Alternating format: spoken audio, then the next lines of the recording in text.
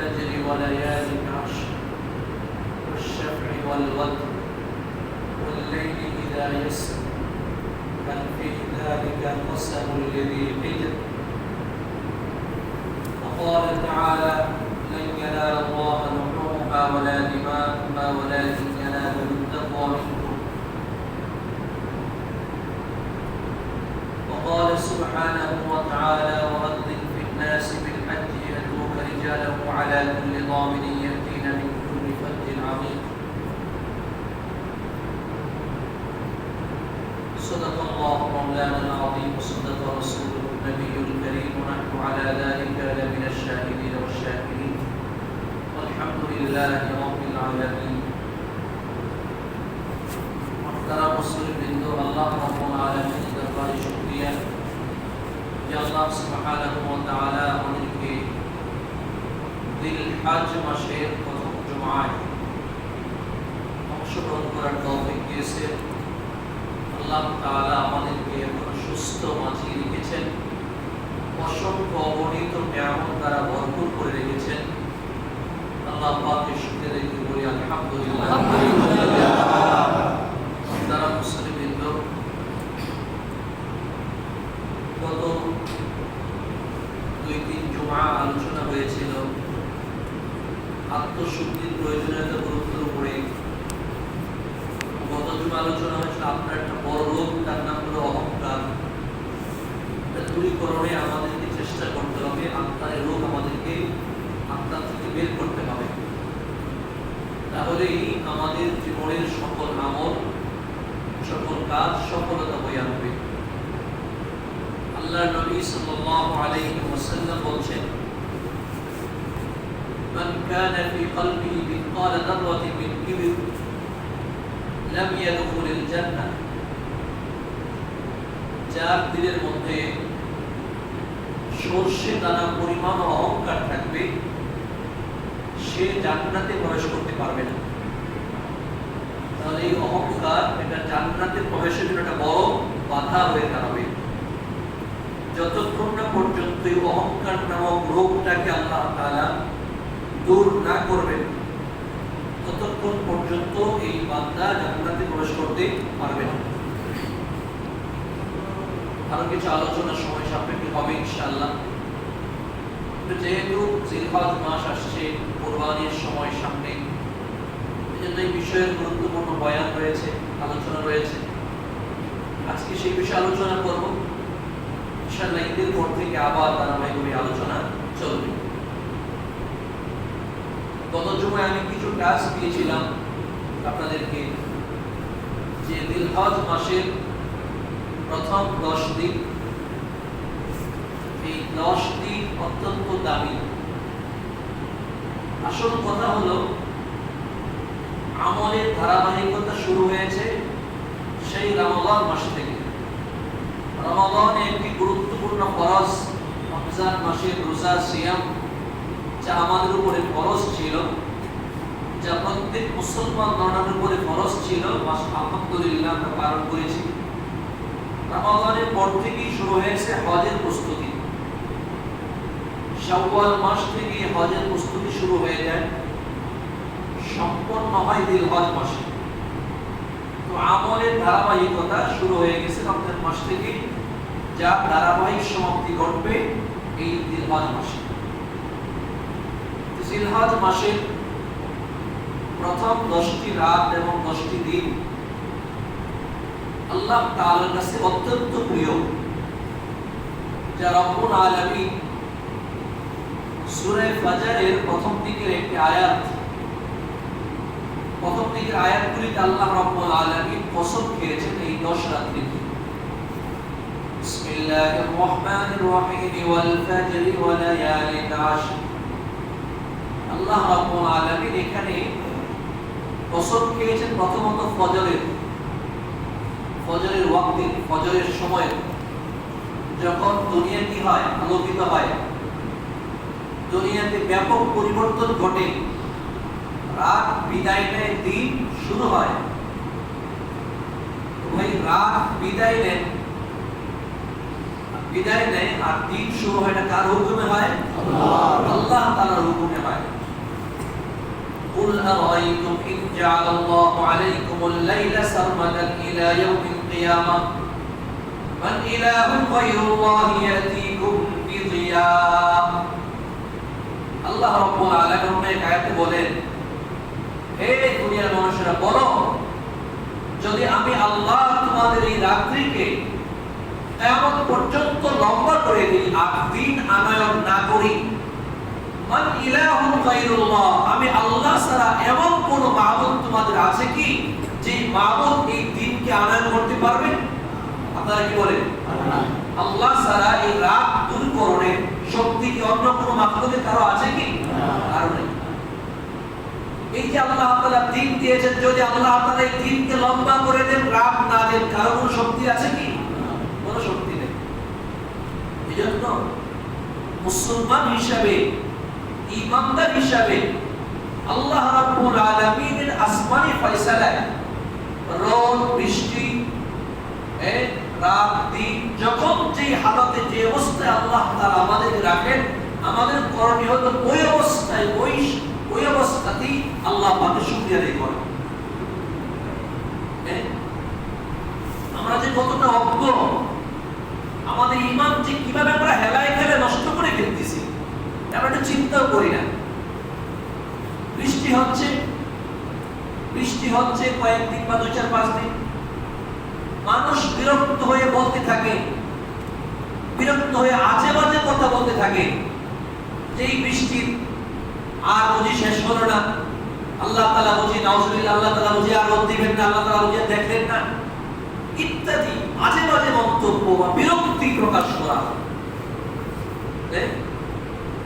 গাড়িতে বসে এক মহিলা, আরেক যাত্রী ড্রাইভার, এক সাইডে আমিও বসা, বলতেছে বৃষ্টি হচ্ছে তো কি যে হলো, এই যে বৃষ্টি শুরু হলো দিনটা একদম ধ্বংস করে ফেললো, আজকে দিনে কাজই ধ্বংস হয়ে গেল। মানে আল্লাহ রাব্বুল আলামিন যে বৃষ্টি দিচ্ছে তার উপরে বিরক্তির ভাব। ও আমার ভাইরা, দুনিয়ার সব মানুষ বিরক্ত হলে কি আল্লাহ তাআলার বড়ত্বের কিছু কমতি হবে? আল্লাহ তাআলা যদি বৃষ্টি না ফিরায়, যদি বৃষ্টি বন্ধ না করেন, কেউ কি বন্ধ করতে পারবে? আসমানের উপরে যে হাজার হাজার টন মেঘ ঘুরতেছে, দুনিয়ার কোন রাজা বাদশার ক্ষমতা আছে এক ফোঁটা বৃষ্টি এখান থেকে নামাইতে পারবে? বৃষ্টি দেওয়ার মালিক আল্লাহ তাআলা, বৃষ্টি বন্ধ করার মালিক আল্লাহ তাআলা, রাতের মালিক আল্লাহ তাআলা, দিনের মালিক কি আল্লাহ তাআলা। এইজন্য আল্লাহ রাব্বুল আলামিন যখন রোদ দেন, আমরা 2-4 দিন রোদে একদম বিরক্ত হয়ে যাই, ঘামে গরমে হাসফাস হয়ে যাই, আমরা খুব বিরক্তি প্রকাশ করি।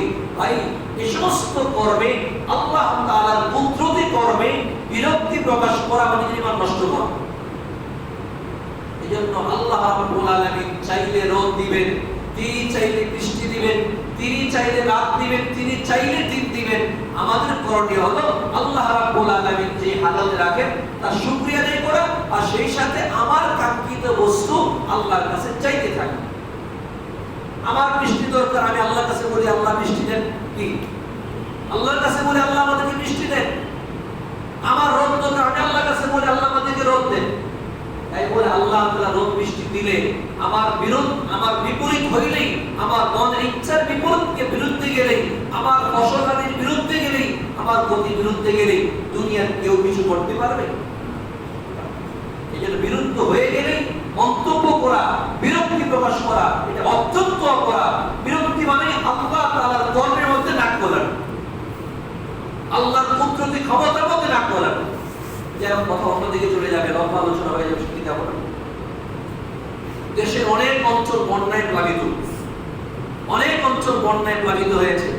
এবার তো করোনার কারণে আমাদের মাঝে বন্যার্ত মানুষের সহযোগিতার কোনো চিন্তাই নেই, আমাদের মাথায় এটার কোনো চিন্তাই আসে নাই।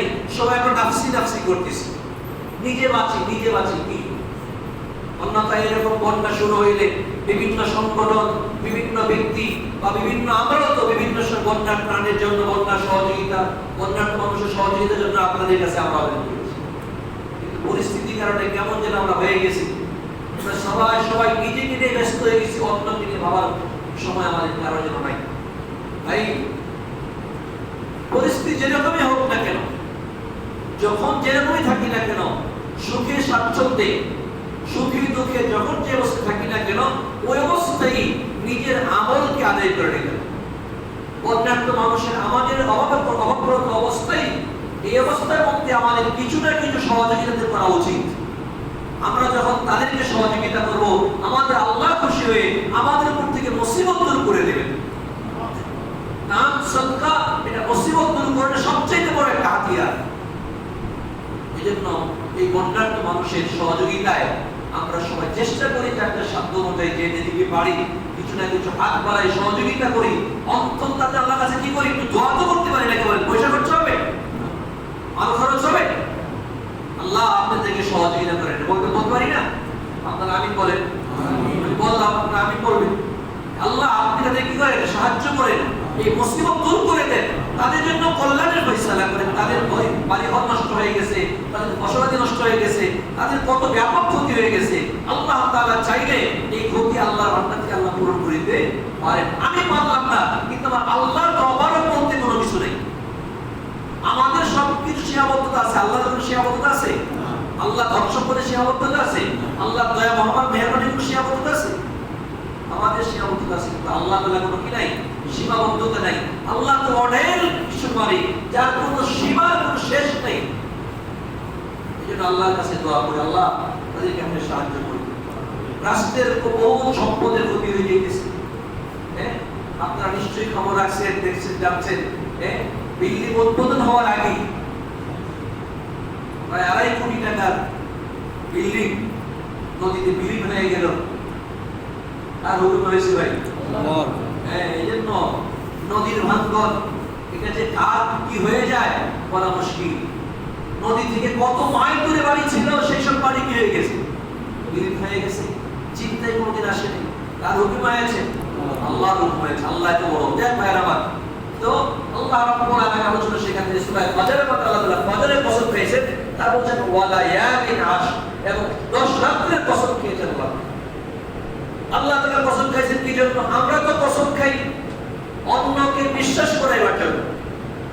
একজন মানুষ আমার কথা বিশ্বাস করছে না অথবা বিশ্বাস কম করতে পারে, তখন আমরা কি খাই? কসম খাই, বলি ভাই বিশ্বাস করেন আপনি এটা। কসম খাওয়া ভালো নয়। কথায় কথায় কসম খাওয়া কি নয়, ভালো নয়। কসমের ভঙ্গেরও কাফারা আছে। কসম ভঙ্গ করলে কাফারা দেওয়া লাগবে। কথায় কথায় কসম খাওয়া এটা ভালো অভ্যাস না, কিন্তু কিছু লোকের অভ্যাস হলো কথায় কথায় কসম। সেই লোক কথায় কথায় কসম খায়, ওই লোক মিথ্যা কথা বেশি বলে। কসম খাইতেছে আল্লাহ, কিন্তু কথা বলে মিথ্যা কথা বলতেছে। যে লোক দেখবে খালি কথায় কথা বলে, ভাই আমি মিথ্যা কথা বলি নাই, 100 সত্য কথা বলতেছে, আসলে এটা সত্য কথা বলছে না, এটা মিথ্যা কথা। দেখেন রাস্তাঘাটে হকাররা ওষুধ বেচে, তেল বেচে, বিভিন্ন জীব জানোয়ারের প্রাণী, বিভিন্ন জঙ্গলের কিছু গাছলতা পাতা নিয়ে এসে দাঁড়ায় যায়, এমন কিছু বৈচিত্র্য কিছু দৃশ্য নিয়ে দাঁড়ায় যায়, মানুষ দেখে এটা কি হয়ে যায়, মনে করে হাইরে এরকম জিনিস তো জীবনে দেখলাম না কখনো। এই জঙ্গল 1 জন দাঁড়ায়, 2 জন দাঁড়ায়, 5 জন দাঁড়ায়, দাঁড়ায় পরে কিছু না কিছু এখান থেকে কেনাকাটা করে নিয়ে আসে, আবার তারা পকেটও বাইরে হয়ে যায়। এইরকম দুনিয়া। কথায় কথায় কসম খাওয়া এটা অত্যন্ত অপরাধ। আমরা তো কসম খাই মানুষকে বিশ্বাস করাবার জন্য, আল্লাহ তাআলা কসম খাইছেন আমাদের বিশ্বাস করাবার জন্য। আল্লাহ তো স্বাভাবিক কথাই আমাদের জন্য মহাসত্য। ওমান আসদাকু মিনাল্লাহি হাদিসা, আল্লাহ যে সত্যবাদী দুনিয়াতে তার কেউ নাই। আল্লাহ তাআলা কসম খেয়েছেন কেন? আল্লাহ রাব্বুল আলামিন যে বস্তুর কসম খান, ওই বস্তুটা যে সম্মানী, ওই বস্তুটা যে দামি, ওই বস্তুটার দাম বা সম্মান বৃদ্ধির জন্য আল্লাহ তাআলা এই বস্তুর কসম খেয়ে থাকেন। আল্লাহ তাআলা 10 রাতের কসম খেয়েছেন, মানে এই 10 রাতকে আল্লাহ তাআলা বহু সম্মানী বানিয়েছেন। 10 রাতের কয় রাত বিদায় হয়ে গেল? 2 রাত চলে গেল। এবার সুজা করে দেন, ওযু তো লাগবে। সেমনে ঘুমাইতেছেন, ভাই আপনি ওযু করে আসেন, আপনার ওযু থাকবে না, এইভাবে ঘুমাবেন। এই চেয়ারই বড় সমস্যা, পিছনে হেলাপ দিতে পারবে আর ব্যালেন্স ঠিক থাকে, ঘুমাই যাবে। তো যে কথা বলতেছিলাম যে 10 রাত্রে আল্লাহ তাআলা কসম খেয়ে 10 রাতের সম্মান বুঝিয়েছেন। রাসূলুল্লাহ সাল্লাল্লাহু আলাইহি ওয়াসাল্লাম হাদিসে পাকের মধ্যে বেশ কয়েকটি হাদিসে নবীজি এই 10টি দিনের সম্মান বুঝিয়েছেন। বুখারীতে পাওয়া যায়, তিরমিজিতে পাওয়া যায়, ইবনে মাজাহ শরীফে পাওয়া যায়, ইত্যাদি কিতাবের মধ্যে হাদিসগুলো পাওয়া যায় যে রাসূলুল্লাহ সাল্লাল্লাহু আলাইহি ওয়াসাল্লাম বলেছেন যে এই 10টি দিনের ইবাদত আল্লাহ তাআলার কাছে এত দামি যে রমজানের পরে এত দামি আর কোনো দিন নেই। কিন্তু আমরা তো এই 10 দিনের ব্যস্ততা একটাই, কুরবানি। আমরা ওই কুরবানির টার্গেট নিয়ে চলতেছি, মনে করতেছি ওইটাই 10 দিনের বড় আমল, এর বাইরে বড় কোনো আমল। এই 10 দিনের নফল নামাজ, এই 10 দিনের কোরআন তেলাওয়াত, এই 10 দিনের দোয়া, এই 10 দিনের জিকির, এই 10 দিনের দান সদকা, এগুলো অন্যান্য দিবসের চাইতে রমজানের পরে সবচেয়ে দামি। কিন্তু অবহেলায় খেলায় আমাদের 2টা দিন প্রায় চলে গেছে, 2টা দিন আজকে প্রায় চলে যাচ্ছে। সপ্তাহ হলেই 2 দিন বিদায় হয়ে যাবে, তৃতীয় দিনে সূচনা শুরু হয়ে যাবে। এজন্য আমার ভাইয়েরা, এখনো যে সময়টুকু বাকি আছে চলে গেছে তো চলে গেছেই, এখনো যে সময়টুকু বাকি আছে ওই সময়গুলোর মধ্যে আমরা চেষ্টা করি এই 10টা দিনের মূল্যায়ন করি। তাকবীর করেন, আল্লাহু আকবার, আল্লাহু আকবার, লা ইলাহা ইল্লাল্লাহ, আল্লাহু আকবার, আল্লাহু আকবার, ওয়ালিল্লাহিল হামদ, আল্লাহু আকবার, আল্লাহু আকবার, লা ইলাহা ইল্লাল্লাহ, আল্লাহু আকবার, আল্লাহু আকবার, ওয়ালিল্লাহিল হামদ, আল্লাহু আকবার, আল্লাহু আকবার, লা ইলাহা ইল্লাল্লাহ, আল্লাহু আকবার, আল্লাহু আকবার, ওয়ালিল্লাহিল হামদ। এই যে তাকবীরে তাশরিক বা তাকবীর বা তাসবিহ, সুবহানাল্লাহ, আলহামদুলিল্লাহ, লা ইলাহা ইল্লাল্লাহ, আল্লাহু আকবার, এই তাকবীরগুলোকে 9 জিলহজ থেকে 13 জিলহজের আসর পর্যন্ত এটা তো ওয়াজিব আছে। প্রত্যেক নামাজের পরে একবার পড়া তো ওয়াজিব, এটা আছে। আগামী শুক্রবার ফজরের নামাজের ফজরের ওয়াক্ত থেকে শুরু হবে। ফজরের ওয়াক্ত থেকে শুরু হবে শুক্র, শনি, রবি, সোম, মঙ্গলবার থেকে আসর পর্যন্ত। কয়দিন হলো? 5 দিন, মোট 23 ওয়াক্ত। মঙ্গলবার থেকে আসর পর্যন্ত এই 23 ওয়াক্ত এই তাকবীরে তাশরিক নামাজের পরে একবার পড়া নারী পুরুষ সকলের উপরে ওয়াজিব। মনে রাখবেন, ফজরের নামাজ থেকে শুরু হবে আগামী শুক্রবার, তো জুমা এক্সারসাইজ করতে এক ওয়াক্ত চলে যাবে। হয়তো জুমার সময় স্মরণ করে দিব, কিন্তু এক ওয়াক্ত তো চলে যাবে। এই জন্য এক ওয়াক্তের আমলটা করে আসুন। সবাইকে জানাবেন, নিজেরা যেমন আমল করবেন ঘরের মহিলাদেরকে জানাবেন, সেই তো ওয়াজিবের কথা বললাম। কিন্তু আল্লাহ রাব্বুল আলামিন এই আয়াতের মধ্যে বলতেছেন যে لن ينال الله لحومها ولا دماؤها ولكن يناله التقوى منكم كذلك سخرها لكم لتكبروا الله على ما هداكم। আল্লাহ তাআলা বলেন, যেহেতু আমি তোমাদেরকে হেদায়েত দান করেছি এজন্য তোমরা আল্লাহ পাকের বরত্ব প্রকাশ করো, আল্লাহ পাকের বরত্ব প্রকাশ করো।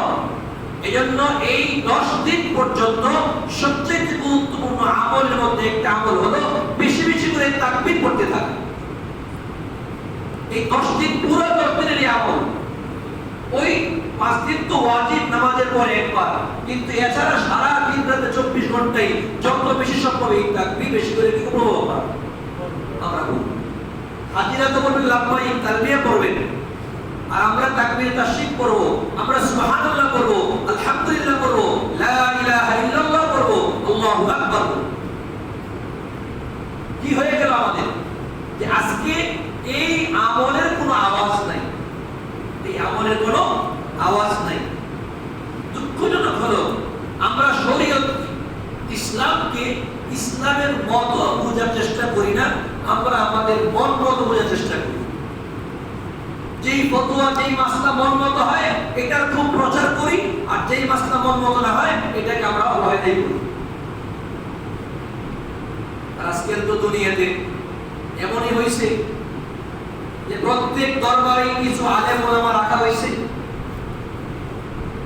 দরবারে আলেম ওলামা, তারা দরবারের প্রধান বা দরবারের অবস্থা বেঁধে ফতোয়া, দরবারের গুণগান গায়ে ফতোয়া দেওয়ার চেষ্টা করে, কোনো মতো মিলাইতে পারলে কোরআন হাদিসে একটা শব্দ কোনো মতো এখানে মিলে গেলে এইটাই খুব প্রচার হয়। দরবারে গেলেন, রাজপরিবার সৌদি আরব হস্তা বন্ধ করে দিল, দরবারে কিছু আলেম তার সাফাই গায়ে বিভিন্ন বিবৃতি দিল। অথচ হজ বন্ধ করার ক্ষমতা সৌদির একক কোনো ক্ষমতাই নাই। আল্লাহর ঘর, প্রত্যেক মুসলমানের সমাধিকার, হজ বন্ধ করার অধিকার তোমাদের নাই। আজকে তোমাদের দেশের মধ্যে পড়েছে বলে স্বেচ্ছাচারী করেছ, হজ বন্ধ করে দিয়েছ।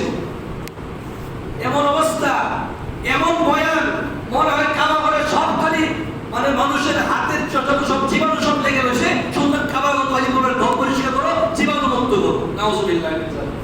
প্রত্যেক বছর লক্ষ লক্ষ মানুষ সেখানে হজ করতে যায়, কখনো জীবাণু লাগে না, এবার জীবাণু সব লাগে গেছে। কয়দিন পরে পরিষ্কার করে পত্রপত্রিকায় দেখায়, হ্যাঁ কাবা ঘর জীবাণু মুক্ত করা হচ্ছে। অসম্ভব কথা। আল্লাহর ঘর জীবাণু মুক্ত সারা জিন্দেগি। এই কাবা ঘরে লক্ষ লক্ষ মানুষ এ পর্যন্ত হাত লাগাইছে, কাবা ঘরে এক জায়গার মধ্যে লাগাইতেছে, এক জায়গার মধ্যে লাগাইতেছে। বছরে একদিন ধয়, সারা বছর আর ধয় না। এতে কি মানুষ অসুস্থ বলে এসব মানুষ? যেখানে মানুষ যায় নিজের আত্মাকে পবিত্র করার জন্য, নিজের দেহকে পবিত্র করার জন্য, জীবাণু মুক্ত করার জায়গা আল্লাহ মক্কা কাবাকে বানাইছেন, সেখানে জীবাণু যুক্ত করার জায়গা নয়। আর আমরাও হেসে শুনে বলতেছি, আরে হজ বন্ধ হয়ে গেছে, খুবই না করলে কি হবে? আস্তাগফিরুল্লাহ। বুঝেন নাই? শুনতে বলতেন হজই তো বন্ধ করেছে, খুবই না করলে কি হবে? মানে দেখেন, মানে কথা হলো যে শয়তানের বুদ্ধি দিছে এটা। সেই ব্যক্তি বলতেছে হজ বন্ধ করেছে, খুবই না করলে কি হবে? এটা কি ইসলামের কথা? শয়তানের কথা। ওর কথা শয়তান করছে, হজ বন্ধ করে দিয়েছে। আল্লাহ রাব্বুল আলামিন সূরা আনফালের মধ্যে বলেন 34 নম্বর আয়াত, ওমা লাহুম আল্লা ইউআযিবাহুল্লাহু ওয়া হুম ইয়াসুদ্দুনা আনিল মাসজিদিল হারাম ওয়া মা কানু আউলিয়া। আল্লাহ বলেন তারা মসজিদে হারাম থেকে মানুষকে বাধা দেয়, আমি আল্লাহ এদেরকে আযাব দিব। ইন আউলিয়া মা কানু আউলিয়া, তারা কেউই ঘরের মুতাওয়াল্লি হতে পারবে না, এই ঘরের মুতাওয়াল্লি হতে পারবে না। ইন আউলিয়াহু ইল্লাল মুত্তাকুন, একমাত্র মুত্তাকি যারা, পরহেজগার যারা, তারাই একমাত্র এই খানায় কাবার মুতাওয়াল্লি হতে পারবে। আজ রাজ পরিবারের যারা নাকি চামচামি করতেছো, রাজ পরিবারের যারা নাকি শয়তান বেশে সেজে আছো, তোমাদের মধ্যে কি তাকওয়া আছে এটা তোমার দেখতে আসছে সারা দুনিয়ার মানুষ, দেখতে আসছে সারা দুনিয়ার মানুষ। এই রাজ পরিবারের ইতিহাস তো আরো জঘন্য। এরা ক্ষমতায় আসছে বেঈমানদেরকে হাত করে। 1902 সনে এরা ক্ষমতায় আসছে, বাদশা আব্দুল আজিজ যখন ক্ষমতায় আসছে, ওরা ব্রিটিশদের সহযোগিতায় ক্ষমতায় আসছে। যখন ব্রিটেনরা এই ভারতবর্ষ শোষণ করেছিল, লক্ষ লক্ষ আলেম ওলামা এটা হত্যা করেছিল, মুসলমান হত্যা করেছিল, ওই সময় আমাদের সাথে হাত মিলে ক্ষমতায় আসছে। সারা বিশ্বের মুসলমানদের গায়ে রক্ত ঝরাইয়ে তারা ক্ষমতায় আসছে। ক্ষমতায় আসার পরে মোটামুটি তারা একটা সংবিধান করছে যে আমাদের রাষ্ট্র চলবে কোরআন অনুযায়ী। এতে করে তারা কোরআন সুন্নাহর কিছু আইন প্রবর্তন করলো, প্রকাশ্য সব ধরনের গুনাহ তারা বন্ধ করে দিল। এতে করে সারা বিশ্বের আলেম ওলামা দিনদার মুসলমানরা তাদের সেই অপকর্মকে ঢেকে আবার আস্তে আস্তে তাদেরকে সমর্থন করল। কিন্তু ক্ষমতায় আসছে তো বেঈমানদের সহযোগিতায়, বেঈমানদের সাথে হাত করে ক্ষমতায় আসছে। আস্তে আস্তে আস্তে আস্তে 100 বছর পূর্তি উপলক্ষে 2002 সনে বর্তমান বাদশা সালমানের যখন সে রিয়াদের গভর্নর ছিল, সে 100 বছর পূর্তি একটা কোরপত্র প্রচার করেছিল। এগুলো আছে, এগুলো সব দলিল আছে। আল মামলাকাতুল আরাবিয়াতু আস-সাউদিয়াতু ফি মিআতি আম, 100 তারা বিভিন্ন বই পত্রিকা বের করছে, সেগুলোর মধ্যে দলিল আছে যে তারা বলছে কথা যে আমাদের রাষ্ট্র একমাত্র কোরআন সুন্নাহ অনুযায়ী চলবে। ও আমার ভাইরা, কোরআন সুন্নাহ কোথায় সহশিক্ষা বৈধ আছে? আর তোমরা সহশিক্ষার নামে পাশ্চাত্য ইউরোপীয় কালচারে তোমরা ইউনিভার্সিটি বানাইছো, এটা কোরআন সুন্নাহর আইন? তোমরা ওপেন মহিলাদেরকে খেলা দেখার সুযোগ করে দিচ্ছ, মহিলাদেরকে বেপরদা হয়ে বেরোর সুযোগ করে দিচ্ছ, মহিলাদেরকে ঝুঁকিপূর্ণ কাজে লাগাচ্ছ, এগুলি কি কোরআন সুন্নাহর আইন? একমাত্র স্বেচ্ছাচারী করে এই হজটা বন্ধ করে দেওয়া হলো। সারা বিশ্বের মুসলমানদের হৃদয়ে আঘাত করা হলো, সারা বিশ্বের মুসলমানদের কোনো আবেদন নিবেদনকে তোয়াক্কাই করা হলো না। অথচ এই ঘরের মালিক তো সারা দুনিয়ার মুসলমান। আল্লাহ তাআলা এই ঘরের ক্ষমতা সর্বদাই মুসলমানদেরকে দিয়েছেন, মুসলমানদেরকে কর্তৃত্ব দিয়েছেন, মুসলমান কর্তৃত্ব করবে। সারা দিন মুসলমান পরামর্শ করতে তোমরা কি করা যেতে পারে? এত কিছু করছো, তোমরা কি করোনা ঠেকাইতে পারছো? সুস্থ মানুষগুলো হজ করতে যাবে, খুব দুঃখ লাগে। আমেরিকা ইউরোপ থেকে যখন কোন মানুষ বেঈমানরা যখন সৌদি আরবে আসার ইচ্ছা করে, একেবারে 24 ঘন্টায় ভিসা দেওয়া হয়, কম্পিউটারের মাধ্যমে এই ভিসা দিয়ে তাদেরকে আসার ব্যবস্থা করে দেওয়া হয়। কিন্তু তোমরা করতে যাবে, শর্ত লাগাই দিয়ে 40 বছর। কেন? যত সব শর্ত মুসলমানদের জন্য, বেঈমানদের জন্য কোনো শর্ত নাই। এত বেঈমানি কাছে ভালো লাগে, বেঈমান হয়ে যা। ওয়ালান তারদু আনকাল ইয়াহুদু ওয়ালান নাসারা হাত্তা তাত্তাবিআ মিল্লাতাহুম। আল্লাহ যতদিন পর্যন্ত তোমরা বেঈমান খ্রিস্টান না হবা, ততদিন পর্যন্ত ওরা তোমাদের সন্তুষ্ট হবে না। ক্ষমতায় বসে আছো আমেরিকার সৈন্যদের নিরাপত্তায়, কিন্তু কবরে কেউ নিরাপত্তা দিতে পারবে না, পারবে? এই জন্য ভাইরা আমার, ধোঁকায় পড়বেন না। এই হজ বন্ধ করে দেওয়ার দ্বারা মুসলমানদের, লক্ষ লক্ষ মুসলমানদের কলিজায় রক্তপাত হয়েছে। এই হজের কারণে আপনারা কুরবানি নষ্ট করবেন না। আজকে আমাদের দেশে ও মিডিয়াতে কুরবানির ব্যাপারে বিভিন্ন প্রচার চলতেছে। কুরবানির দিনে বুঝি, কুরবানি শুরু হয়নি বুঝি করোনায় সারা দেশ ধ্বংস হয়ে যাবে। আস্তাগফিরুল্লাহ। ও ভাই, কুরবানি কার হুকুম? আল্লাহ। করোনা কার হুকুমে হয়েছে? আল্লাহ। আমরা যখন আল্লাহর জন্য আমল করব, আল্লাহ খুশি না বেজার? খুশি। খুশি হইলে কি আল্লাহ মুসিবত দূর করেন নাকি মুসিবত দেন? দূর করেন। বরং এটা বলেন যে আপনারা সবাই মনে প্রাণে ইবাদত করেন। কুরবানি একটা গুরুত্বপূর্ণ ইবাদত, ইবাদত করেন। কুরবানি সময় খালি করোনা হয়, গরুর গোশতের দোকানে তো ভিড়ের কারণে জায়গা পাওয়া যায় না, তখন করোনা হয় না। কোন কোন বিল্ডিং কর্তৃপক্ষ শুনতেছি তারা নাকি কুরবানি গরু কুরবানি করতে দিবে না। ও বিল্ডিং কর্তৃপক্ষ ভাইরা আমার, চিন্তা করে দেখেন এই বিল্ডিং এ আপনার আগে বহু লোক ছিল, তারা কবরে চলে গেছে, আপনিও থাকবেন না। এমন কোন সিদ্ধান্ত নেবেন না যে সিদ্ধান্ত কোরআন সুন্নাহ বিরোধী হয়। গজব থেকে আনবেন না, গজব থেকে আনবেন না, মেহেরবানি করে বলতেছি। এজন্য কুরবানি আল্লাহ তাআলার হুকুম, শুধু হুকুম না, ইসলামের শিআর। যালিকা ওমান ইয়াযিম হুরমাতিল্লাহি ফাইন্নাহা মিন তাকওয়াল কুলুব। আল্লাহ তাআলা বলেন কুরবানি হলো ইসলামের শিআর। পৃথিবীতে অন্য কোন জাতি কুরবানি করে নাকি কোন মুসলমানরা করে? বলে মুসলমানরা করে। এটা মুসলমানদের ধর্মের একটা নিদর্শন, ইসলাম ধর্মের নিদর্শন। এই নিদর্শনকে নষ্ট করা এটা অত্যন্ত অপরাধ হবে। আল্লাহ রাব্বুল আলামিন বলেন, যেহেতু আমি তোমাদেরকে হুকুম করেছি, তাই তোমাদের কর্তব্য হলো আমার বিধান পালন করা। বিধানটা কার? আল্লাহ। আল্লাহ তাআলা নবীকে বলতেছেন, ইন্না আতাইনাকাল কাউসার ফাসাল্লি লিরাব্বিকা ওয়ানহার। হে রাসূল, আপনি আপনার রবের জন্য সালাত আদায় করুন আর কুরবানি করুন। এটা কুরবানি কার আদেশ? আল্লাহর আদেশ, আল্লাহর আদেশ। ওয়াল বুদনা জাআলনাহা লাকুম মিন শাআইরিল্লাহ লাকুম ফিহা খায়র। আল্লাহ বলেন, আমি কুরবানির বস্তু উটের মধ্যে তোমাদের নিদর্শন রেখে দিয়েছি। মিন শাআইরিল্লাহ, আল্লাহ বলেন কুদরতের নিদর্শন। লাকুম ফিহা খায়র, আল্লাহ বলেন আমাদের মধ্যে কল্যাণ রয়েছে, কুরবানির মধ্যে কল্যাণ আছে। ফাযকুরু ইসমাল্লাহি আলাইহি সাওয়াফ, যখন সারিবদ্ধ দাঁড়িয়ে যায় কুরবানির পশুগুলো, তোমরা আল্লাহর নামে সেগুলো কি করো? জবাই করো। ফাইদা ওয়াজাবাত জুনুবুহা, যখন সেগুলি কাতরে পড়ে যাবে, যখন তার আত্মা বের হয়ে যায়, ফাকুলু মিনহা, তোমরা সেখান থেকে খাও, কুরবানির বস্তুগুলো খাও। ওয়াতইমুল কানিআ ওয়াল মুতার, এবং যারা নাকি গরীব অসহায় তাদেরকেও খাও। কাযালিকা সাখখারনাহা লাকুম লিতুকাব্বিরুল্লাহা আলা মা হাদাকুম ওয়া লাআল্লাকুম তাশকুরুন। আল্লাহ বলেন, আমি তোমাদের জন্য এই যতগুলো তোমার অনুগত বানিয়ে দিয়েছি, সুতরাং তোমরা আমি আল্লাহর নাম নাও এবং আল্লাহ বলে শুকরিয়া আদায় করো। এজন্য কুরবানি আল্লাহর হুকুম। কোন অজুহাতে কুরবানি বাদ দেওয়া যাবে না। কবিরা গুনাহ হবে, কবিরা গুনাহ হবে। আর কবিরা গুনাহ করে কোনদিন আল্লাহ পাকের আযাব গজবকে দূর করতে পারবে না। এজন্য মন থেকে করে শুনে দেন যে না কুরবানি করবো না, করোনা এটা সেটা কিছু হবে না ইনশাআল্লাহ। শুধুমাত্র ধারণা রাখেন আল্লাহর প্রতি নেক ধারণা। আল্লাহর প্রতি কোন ধারণা রাখবেন? নেক ধারণা হাদিসের মধ্যে আসছে, হাদিসে কুদসি আল্লাহ তাআলা বলেন আনা ইনদা যান্নি আবদি বি, আমার বান্দা আমার ব্যাপারে যেরকম ধারণা পোষণ করে আমি সেরকম আচরণই করে থাকি। ধারণা কি থাকবে? ইনশাআল্লাহ আল্লাহ তাআলা আমাদের জন্য এই মুসিবত দূর করে দিবেন। কারণ আগের থেকে ধারণা হলো করোনা, কুরবানিতে করোনা আসবে। ধারণা কি ভালো না মন্দ? কোনটা হলো?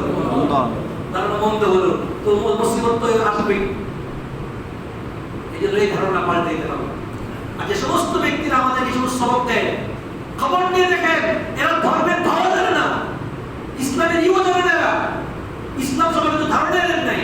হয়তো নাস্তিক অথবা মুরতাদ অথবা বেঈমান অথবা ওদের চেলা চামুন্ডা, আর কিছু না। অথবা কোরআন সুন্নাহ মুসলিমদের থেকে বহু দূরে ঘুরে আছে। এরা দিনের ধারে কাছে রাখে, খবর রাখে। এরা দুনিয়া ধন সম্পদ পাইছে, দুনিয়াতে বিদ্যা বুদ্ধি পাইছে, আল্লাহর নিয়ামত শুকরিয়া আদায় করে না, এগুলো নিয়ে তারা অপপ্রচার করতেছে। সাবধানতা অবলম্বন করতে হবে, কুরবানি বিধান পালন করতে হবে। ভাই কয় যে গাড়ি তো অ্যাক্সিডেন্ট হয়, বাস তো অ্যাক্সিডেন্ট হয়, গাড়ি অ্যাক্সিডেন্ট হয়, এই জন্য কেউ গাড়িতে চলে এমন কেউ আছে নাকি? কথা বলেন না। গাড়িতে চললে অ্যাক্সিডেন্টের ভয় আছে, মৃত্যুর ঝুঁকি আছে, তাই বলে কোনো ব্যক্তি গাড়ি চলা ছেড়ে দিছে? করোনার ঝুঁকি থাকতে পারে, তাই বলে আমল ছেড়ে দিতে হবে, এটা কোন ধরনের কথা? এটা কোন ইসলামের কথা? আমি আগে আলোচনা করেছিলাম আপনাদের সামনে যে সব কিছু তকদির ফয়সালা। কোন ফয়সালা? তকদির ফয়সালা মানতে হবে, ওটার উপরে ফয়সালা হবে। এজন্য কুরবানি ওয়াজিব। কুরবানি কি ওয়াজিব, সকলেই পালন করবেন। প্রথম কথা জিলহজের 10 দিনের সম্মান করতে হবে। প্রত্যেক দিন হাদিসে কি আসছে যে প্রতিটা রোজা জিলহজের 1 থেকে 9 তারিখ পর্যন্ত প্রত্যেকটা রোজা এক একটা রোজা 1 বছর রোজার সমতুল্য। এক একটা রাত লাইলাতুল কদরের সমতুল্য, তিরমিজি হাদিস। আর অন্যান্য সকল দিনের চাইতে রমজান মাস ব্যতীত সবচেয়ে গুরুত্বপূর্ণ 10টা দিন আল্লাহ তাআলা আমাদেরকে দিয়েছেন। এইজন্য চলতে ফিরতে হাঁটতে আমরা এই আমল করব। বলুন ইনশাআল্লাহ। যত বেশি তাকবীর করবেন। বুখারীর মধ্যে পাওয়া যায় হযরত ইবনে ওমর রাদিয়াল্লাহু তাআলা আনহুমা এবং হযরত আবু হুরায়রা রাদিয়াল্লাহু তাআলা দুইজন এই 10 দিন তারা প্রতিদিন বাজারে যাইতেন। প্রতিদিন বাজারে যাইতেন, কোনো কাজ নাই। আমার তো পুরো দুনিয়াই বাজার, আমাদের তো পুরো দুনিয়াই বাজার। রাস্তাঘাটে চলতে ফিরতে মানুষের অভাব নাই। সেই জামানায় মানুষ কম ছিল, সাক্ষাৎ করার জন্য সুন্দর জায়গা ছিল কোথায়? বাজার। বাজারে গেলে সালাম কালাম কথাবার্তা হয়ে গেছে, লোক সহজে পাওয়া যেত। যার যার ক্ষেত্রে আমার ব্যস্ত কাছাকাছি হওয়ার সুযোগ কম ছিল, আর জামাতে নামাজে আসার সুযোগ। একমাত্র জামাত বাজার যেখানে সমবেত হওয়ার জায়গা, সেখানে মানুষ পাওয়া যেত, এছাড়া মানুষ সহজে পাওয়া যেত। দ্বিতীয়ত হলো বাজারের মধ্যে বেচা কিনা হয় দুনিয়া, খালি শুধু দুনিয়া, লাভ লোকসান, লাভ লোকসান, এত দাম এত কিনে বেচা কিনা। আল্লাহর নামের কথা স্মরণ হয় না, মানুষ স্মরণ হয়? স্মরণ হয় না। কোন দিক থেকে আজাদ হয়ে যায় খবরই থাকে না, বেচা কিনায় ব্যস্ত, দেখেছেন আমাদের রক্ত চলে গেছে। এরকম হয়। এই জন্য বাজারে মানুষ গাফেল থাকে। এই জন্য এই দুইজন সাহাবী তারাই 10 দিন পর্যন্ত 9 দিন পর্যন্ত এই আমল করতেন। প্রতিদিন বাজারে যাইতেন, যে জোরে জোরে আওয়াজে এই তাকবীর তাশরিক, আল্লাহু আকবার, আল্লাহু আকবার, লা ইলাহা ইল্লাল্লাহ, আল্লাহু আকবার, আল্লাহু আকবার, ওয়ালিল্লাহিল হামদ। এটা তারা জোরে জোরে বলতেন। তাদের আওয়াজ শুনে শুনে বাজারের লোকেরাও কি জোরে আওয়াজে তাকবীর বলতো। তাকবীরের আওয়াজে বাজার মুখরিত হয়ে যেত, আর আমাদের তাকবীরের আওয়াজে বাজার মুখরিত হয় না। 5 ওয়াক্ত নামাজের পরে এই 9 দিন ভাই, এই 5 দিন পর্যন্ত একবার সুরে পড়া ওয়াজিব। আমাদের মধ্যে আওয়াজ আসে না, অনেকে সুরে পড়লে শরম পায়, কিন্তু মিলাদ শরীফে ঠিকই চিল্লায় চিল্লায় দরুদ শরীফ পড়তেছে। কথা বলেন নাকি? মিলাদ শরীফে সুরে পড়ার নিয়ম, সেখানে সুরে পড়তেছে। তাকবীর সুরে পড়ার নিয়ম, এখানে সুরে পড়ে। কিন্তু মিলাদ শরীফে ঠিকই একেবারে সাল্লাল্লাহু সুর দেয়া পুরো এলাকা কাঁপায় ফেলেছে।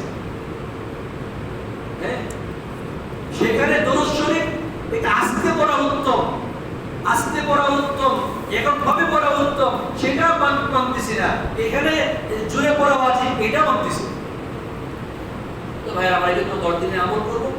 আর কুরবানি আল্লাহ পাকের বিধান, সকলে পালন করব। কুরবানির ক্ষেত্রে 1 নম্বর কথা হলো কুরবানি কাকে বলে? কুরবানি কাকে বলে আলোচনা হিসেবে আগামী জুমার পরে করব। কিন্তু এখন দুটো বিষয় জরুরি আলোচনা। কুরবানি হলো এমন বস্তু যে বস্তুর মাধ্যমে আল্লাহ পাকের সন্তুষ্টি হাসিল করার উদ্দেশ্য হয়। এখন যদি কুরবানির নিয়ত যদি বস্তু খাওয়ার হয়, এটা কুরবানি নাকি অন্য কিছু? অন্য কিছু। এটাকে কুরবানি বলবে না। কুরবানি মানে হলো আল্লাহর সন্তুষ্টির জন্য পশু জবাই করতে হবে, বস্তু আল্লাহর জন্য কুরবানি করতে হবে। হ্যাঁ, এই জন্য কুরবানির এক নম্বর বিষয় হলো সকলের নিয়তকে সহি করবেন যে আমি একমাত্র আল্লাহকে খুশি করার জন্য কুরবানি করতেছি। সামাজিক ভাবে কোনো ঈদ জন্য না, সম্মান সম্ভ্রমের জন্য না, সামাজিক ভাবে কোনো ইজ্জত সম্মানের জন্য নয়, গোশত খাওয়ার জন্য নয়, নাম ফোটানোর জন্য নয়, অন্য কোনো উদ্দেশ্য না। উদ্দেশ্য মাত্র কি আল্লাহ পাকে সন্তুষ্ট। নিয়তকে সহি করতে হবে, এক নম্বর কথা। যেহেতু পশুর মাঝে আপনারা কিনে ফেলবেন। আর একটা জরুরি কথা হলো আমরা যারা শরীকানা কুরবানি করব, শরীকানা কুরবানি, কুরবানির পশুর মধ্যে গরু, মহিষ, উট, এগুলোর মধ্যে 1 থেকে 7 পর্যন্ত, কয় পর্যন্ত? 7 পর্যন্ত জোর বেজোর যে কোনো সংখ্যায়, বেজোর হওয়ার কোনো জরুরি না, জোর হওয়ার কোনো জরুরি না। কথা হলো 7 পর্যন্ত, 1 থেকে 7 পর্যন্ত যে কোনো সংখ্যায় শরীক হওয়া যাবে। আর ছাগল, ভেড়া, দুম্বা ইত্যাদি প্রাণীতে একজনের পক্ষ থেকে কুরবানি করতে হবে। সেখানে কোনো শরীকানা কুরবানি চলবে না। বাপ্পাটা সবাই মিলে একটা ছাগল কিনে কুরবানি করে ফেলবেন। হ্যাঁ, যদি এমন হয় যে বাপ্পাটা কারোর উপরে কুরবানি ওয়াজিব না, কি না? কুরবানি ওয়াজিব না, আর্থিকভাবে সচ্ছল না, তাহলে সেই ব্যক্তি চাইলে তারা মনে করে ঠিক আছে সবাই মিলে কিছু টাকা পয়সা দাও, আমরা একটা সবের নিয়তে শব্দ পাওয়া যাবে, আমরা একটা কাজ করে দেব, তাহলে এটা বৈধ হবে। এটা কুরবানি। বাকি সবাই মিলে টাকা দিয়ে একজনের পক্ষ থেকে আদায় করে দেবে, সবার পক্ষ থেকে, একজনের পক্ষ থেকে আদায় করে দেবে। আর যদি কুরবানি ওয়াজিব হয় তাহলে সবাই মিলে এক কুরবানি করলে হবে না। আমাদের সমাজের মানুষের ম্যাক্সিমাম তো যৌথ পরিবার। যতদিন সন্তান বিয়ে শাদী না করে বা বাপ মা থেকে সেপারেট না হয় ততদিন পর্যন্ত যুগ যুগ ধরে চলতেছে বাপ মায়ের সাথে এক সংসারে কাজ করতেছে।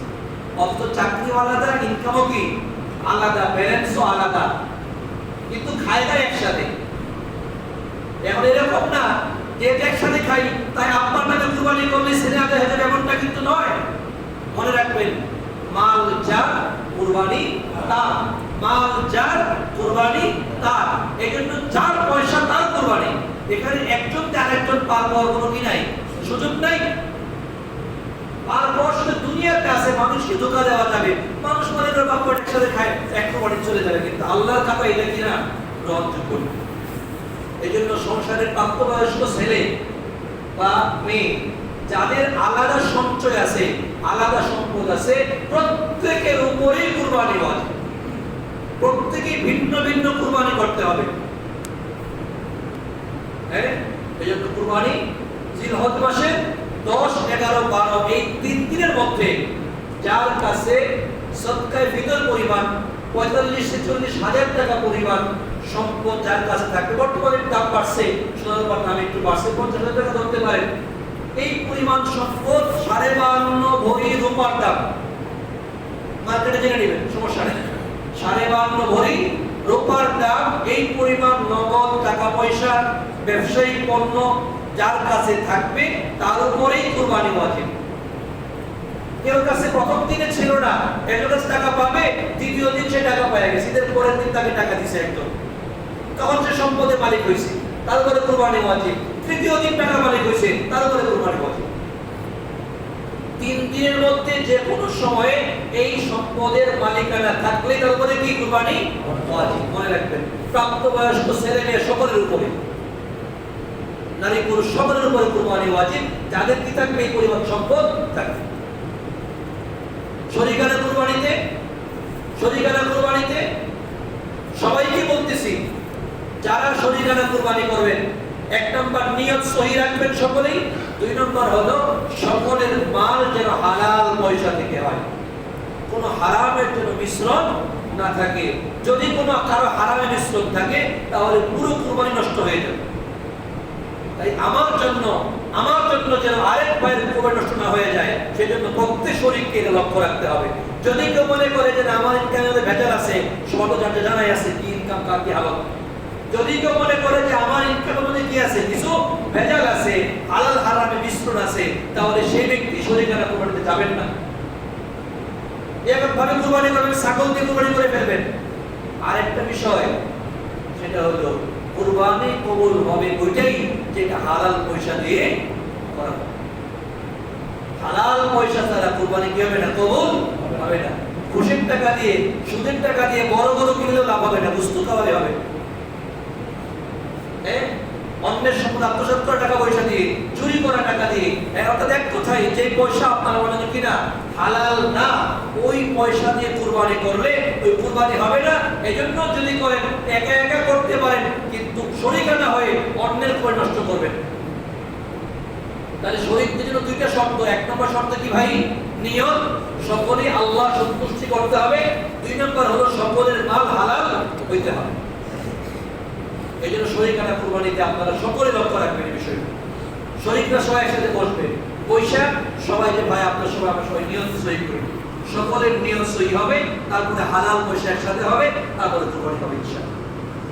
কুরবানির পশু গরু 2 বছর প্রাপ্তবয়স্ক হতে হবে। দাঁত উঠা বা দাঁত পড়া জরুরি না, 2 দাঁতের 4 দাঁতের হওয়া জরুরি নয়। মেইন কথা হলো যিনি গরুটা লালন পালন করছেন, সে যদি বলে বড় 2 বছর পূর্ণ হয়েছে, তাহলে কি হবে, আদায় হয়ে যাবে।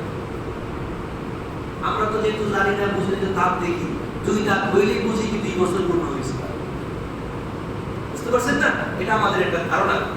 যাক, আর উট যারা ক্রয় করতে চায় 5 বছর বয়স লাগে, 5 বছর মানে উঠছে আইতেছে, যে কয় বছরে উঠাইছে আল্লাহ জানে। এই জন্য উটের 5 বছর বয়স নিশ্চিত করতে হবে। আর ভেড়া বা ছাগল এগুলো কি 1 বছর পূর্ণ হইতে হবে। আর যেসব ছাগল হৃষ্টপুষ্ট খুব, যেটা 1 বছর না হইলেও 1 বছরের ছাগলের সাথে সমান বড়সড় হয়ে গেছে, বয়স কিছু কম হইলেও কুরবানি আদায় হয়ে যাবে ছাগলের ক্ষেত্রে কেবল মাত্র। বুঝতে পারছেন? যাই হোক, এই জন্য কুরবানির এই মাসলাগুলো জেনে নেবেন ভালো করে। শরীরের কথা বললাম, কুরবানি ওয়াজিব, সকলে আদায় করবেন। কুরবানির গোশতের মাসলা ইনশাআল্লাহ আগামী জুমায় বলবো। তারপরে সংক্ষিপ্ত বলি, স্বাধীনভাবে আপনারা খেতে পারবেন। 3 ভাগ করে উত্তম, এলাকার গরিব মিসকিন যারা আছে তাদেরকে দিবেন, 1 ভাগ দিবেন, আত্মীয়স্বজনকে 1 ভাগ দিবেন, নিজের 1 ভাগ খাবেন। ভাইরা আমার, আল্লাহ পাক যদি দয়া না করতেন, এই কুরবানির পশু বস্তুকে হালাল হয়তো? আগের জামানে হালাল ছিল না। ওয়ালি কুল্লি উম্মাতিন জাআলনা মানসাকান লিয়াযকুরুসমাল, আগের জামানে কুরবানি ছিল, কিন্তু কুরবানির পশু খাওয়া হালাল ছিল না। এটা উম্মতে মুহাম্মাদিয়াকে আল্লাহ তাআলা স্পেশাল সম্মান দিয়েছেন, স্পেশাল পুরস্কার দিয়েছেন। কুরবানির বস্তু আল্লাহ তাআলা হালাল করেছেন। কুরবানির পশুর চামড়াগুলো বিক্রি করে কি করবেন, কয় টাকায় দিবেন? অনেক এতিম অসহায়দের জন্য বিভিন্ন মাদ্রাসায়, হাজার হাজার মাদ্রাসাগুলোর মধ্যে হাজার হাজার ছেলেমেয়েরা লেখাপড়া করতেছে, যারা আপনার আমার সন্তানই প্রতিবেশী এতিম অসহায় গরিবরা লেখাপড়া করে, সব মাদ্রাসা লিল্লাহ বোর্ডে গেলে পারলে নিজে ব্যবহার করতে পারেন, জায়েজ আছে, কিন্তু বিক্রি করলে পুরোটা করে মিশিয়ে দেওয়া।